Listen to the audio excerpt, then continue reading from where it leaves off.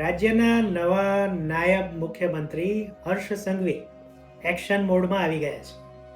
એ પોતાના ગૃહ સુરત ગયા છે અને ત્યાં એમણે અધિકારીઓ સાથે બેઠક કરી છે દિવાળી મિલન તરીકે.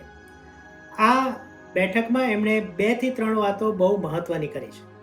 હર્ષ સંઘવીએ પહેલાં તો લવ જિહાદ વિશે વાત કરી છે કે લવ જિહાદમાં ઓળખ છુપાવીને જો કોઈ પણ દીકરીને કોઈ પણ છોકરીને ભરાવવામાં આવશે, ફસાવવામાં આવશે તો એના વિરુદ્ધ કડક પગલાં લેવામાં આવશે. બીજું, ડ્રગ્સ જે ગુજરાતની સરહદો, દરિયાઈ સરહદોથી પકડાય છે એના માટે પણ તેમણે કડક કાર્યવાહીની એમણે ચેતવણી કરતા તો એમણે એક જાતની ખાતરી આપી હતી.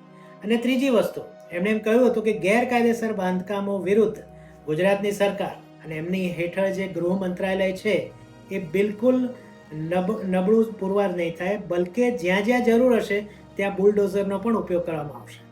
આમ હર્ષ સંઘવી અત્યારે ફૂલ ફોર્મમાં આવી જઈને પોતાનો રેગ્યુલર બિઝનેસ ફરીથી શરૂ કરી દીધો છે. આ બાબતે તમારું શું કહેવું છે એ કમેન્ટમાં જરૂર કહેજો. ગુજરાત વન સાથે જોડાયેલા રહેજો. તમામને દિવાળીની ખૂબ ખૂબ શુભેચ્છાઓ. જય જય ગરવી ગુજરાત.